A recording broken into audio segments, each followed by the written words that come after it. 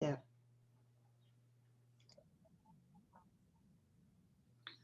Good morning. I want to Good say something morning. new and fresh and different, but I don't know what to say except good morning. How about buenos dias? How's that? That's lovely. Isn't it? Pretty sure I just said have a good day. And what about in Japanese? Oh, yeah, no. Ohayou gozaimasu. Huh? Ohayou gozaimasu. Ohio gozaimasu. Yes. Go Ohio. Oh, no, I'm sorry. No, no, no. Okay. Here we Okay. go. Sorry, someone's groaning right now. Lesson 213.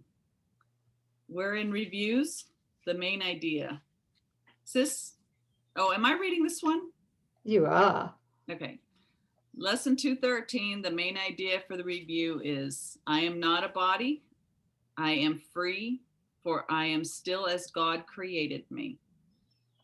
And this is a review of previous lesson 193, entitled All Things Are Lessons God Would Have Me Learn. Okay. A lesson is a miracle which God offers to me in place of thoughts I made that hurt me. What I learn of him becomes the way I am set free. And so I choose to learn his lessons and forget my own. That's some good advice. I am not a body. I am free, for I am still as God created me. And turning back, yes, Sorry. Can I add something here? yeah.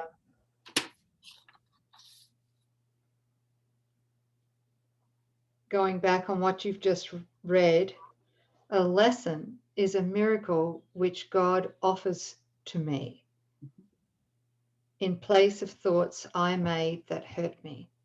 Yeah. That is huge. Okay.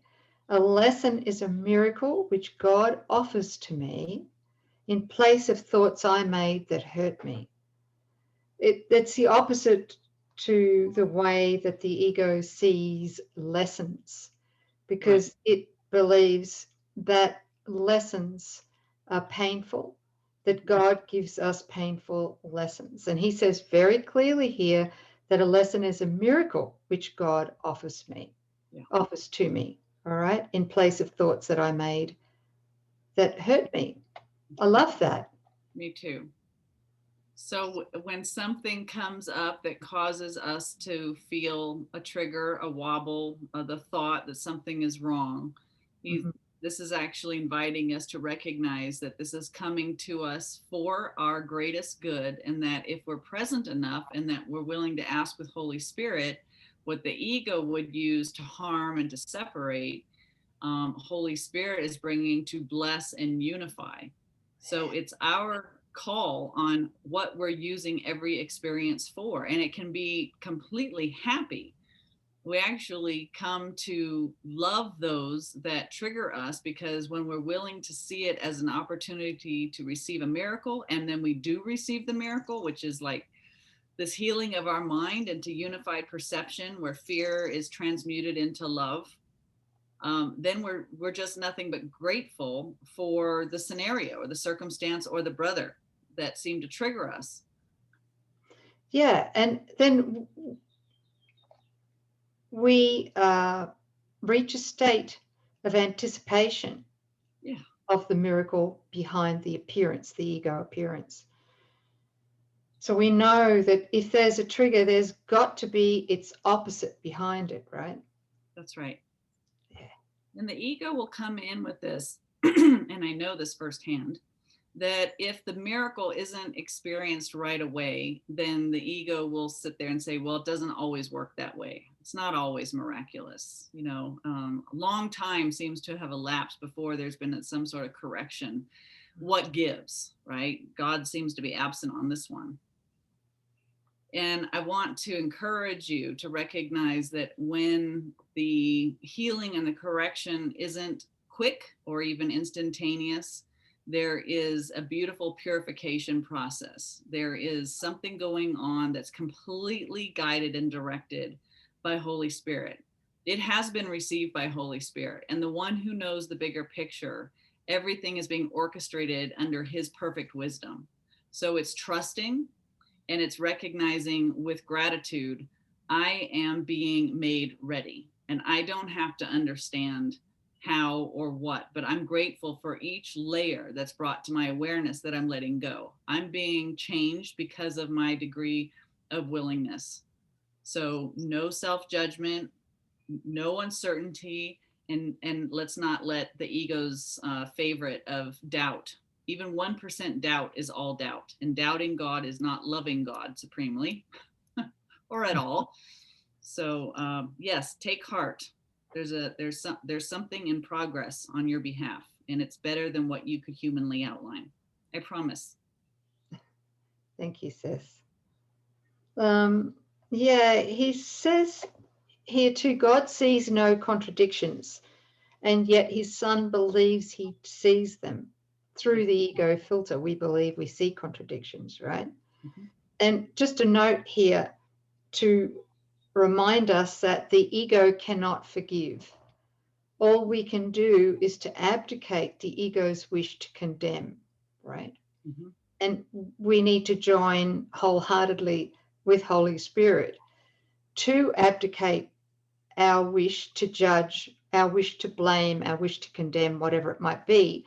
And it may be with other people, it might be the body, it could be our bank account, whatever it is. It could also be ourself that we wish to condemn, right? And to accept Holy Spirit's correction in our mind as the atonement. Right. Yeah. Just to remember that the ego cannot forgive. And how do we need to switch? Go on. No, and we know it's the ego that's trying to forgive if there's still a sense of being unfairly treated, right? In true forgiveness, we remember we're taking accountability for our projections. That's our stuff that we've overlaid onto a brother so that we can remain falsely innocent. That's corrupted innocence because it comes at the price of a brother's guilt. So we take it all back into the place of the mind, give it to Holy Spirit who heals our perception. And that's where we have gratitude for our brother. That's true forgiveness. If the ego's forgiving, there's still a sense of, well, I might forgive, but I won't forget. You know, there's that memory of being unfairly treated that still burns. When I went back and looked at lesson 193, there was something that really stood out, and I want to reason with all of you together because I just saw this recently again on Facebook, that there's some arguments around this idea, and this lesson speaks to it perfectly. Y'all don't remember this, do you? I've seen that somewhere. Yeah. Look at the first line of the first 3 paragraphs. Okay, so this is knowledge. Here we become this mythical me on a search for truth. So this is the realm of perception and the realm of learning. This is the one that's educating and taking the course and doing the lessons, right? He says, God does not know of learning. Okay? God sees no contradictions. So this is the realm of duality, good and something else, God's will and its opposite, right? The opposite of all of what God made. So life and death, perfection, imperfection, health and sickness. You get it. God sees no contradictions. And God offers no forgiveness, for he knows that no sin is possible. And this whole gap diagram here in the center is the idea of sin, which is another way of saying it's the idea of separation. So God's not in here. God doesn't know about this. God doesn't know about the contrast. God doesn't know about a sleeping son who thinks it's separate. Now, he does say in this first paragraph, God does not know of learning, yet his will extends to what he does not understand, in that he wills the happiness his son inherited of him be undisturbed, eternal, and forever gaining scope, eternally expanding in the joy of full creation, and eternally open and wholly limitless in him. Okay, that's God's will for his son. That's our function. He's declared it, he's decreed it, and so it is. He says, this is his will. And thus, his will provides the means to guarantee that it is done. So while God is not here, wherever his son seems to find himself, the means for God's will to be done is always right with us. That was the creation of the one, the inner teacher, the one who knows, the voice for God that went with us, that's always in our mind, even here in the dream of separation. Okay. So this is the key. God's not in the gap, but the means go with us forever, eternally. Right. And that's the atonement right there. Yes, it is. That's right. And that's available. How often is that available? Eternally, consistently, forever, in all ways. Yes. Right. In this very moment, right? Exactly. In now. Yeah. So it's really big. So we don't draw, and that's why prayer doesn't drag or pray that God come in to know what cannot be known. This is meaningless because it's not happening. It's illusion. So we can't ask God to be insane with us, but we can appeal to the Holy Spirit to heal this thought of separation and come back and be, aware of where we are right now in God, in the peace of God, knowing we have full knowledge, right? We have just forgotten it. So this is how he created us, and this is how we remain. So I think that hopefully that gives some insight as to whether God knows about the gap or not. Helpful. Yeah. Okay. Thanks. And then he's talking about the one whom God created to replace the foolish thought which crept into the mind of his most holy son with peace and joy, fulfills his function now. And he redirects every lesson that we would teach for fear and for hate and separation for, love and truth and union. So that's why our only function here in the gap, the only time anything real is happening is through this one function that we do, which is this forgiveness, right? And he says, forgive and you will see this differently. That's just what I was about to say. One mind. Yes. Yes. These are the words the Holy Spirit speaks in all of your tribulations, all your pain, all suffering, regardless of its form. Do you think that's literal? Yes. Is that like deathbed or a hangnail or a migraine or homelessness or spousal abuse or, what is the form? It's some form of conflict projected outward. Our only response is forgiveness. Forgive and you will see this differently because your perception will be healed. It's not actually going on. And there is a way to see what's really behind there. But first you've got to let go of making that your aim and the idol that you're serving. Some proof that the separation has occurred. Yeah. So learn to say these words when we are tempted to believe that pain is real and death becomes our choice instead of life. This is our response. Shall we not learn to say these words when we have understood their power to release all minds from bondage? They give power over all events which seem to have been given power over you. You see them rightly when you hold these words in full awareness and do not forget these words apply to everything you see or any brother looks upon amiss. That's so big. It's the panacea. Sorry, sis. What were you going to say? If I am not at peace,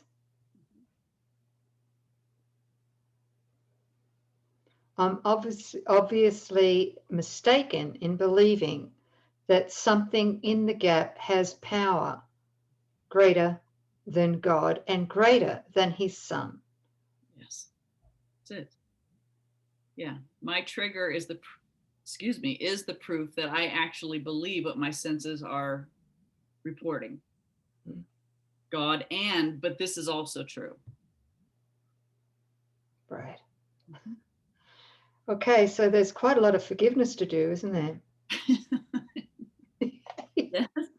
But there's a quickening. There's this I hear our friend John Mark Stroud in my mind right now, but about there's this bulk forgiveness. And, you know, whereas before I would sit there and take a trigger and I'd go through the forgiveness and I would accept atonement, and it was like piecemeal, you know, I'd take it through, make sure I wiped it out of my mind. And now doesn't it become almost automatic? You don't even have to remember the steps. You've done it so many times that it's instantaneous, that this need not be. This isn't, it need not be. I withdraw consent. I mean, that's almost how quickly it occurs, because once you've done forgiveness 100 times, you know, you can get there like that. Yeah, that's it. Because you recognize as soon as there's any feeling of unrest, pain, suffering, any kind, in that moment we go, okay, there's my alarm alerting me to seeing that I have stepped out of vertical alignment, right? Yes, exactly. Yeah, just valuing, the mind is valuing something that isn't there. So do I want to stay in the illusion, or do I want reality? Just ask the one for help, the one who knows. Forgive. I will forgive and this will disappear. Do you think he means that literally? Yeah, I know he does. I've watched things disappear that I swore would never disappear. And I'm so grateful in those moments. It's like, wow, it really is. These really are illusions. They're not happening to me. And the power to make them disappear is always resides within us. Thank you. Empowering. Yeah. Thanks, sis. Thanks, sis. Yeah. Okay. That's all things. All things are lessons God would have me learn. We can lean in and be excited and see it as a positive thing, not this, why is this happening to me? Well, why did you ask it to happen to you? What's it serving? Okay. We love you and thank you. And we'll see you next time, family. Thanks, sis. Thank you. Thank you.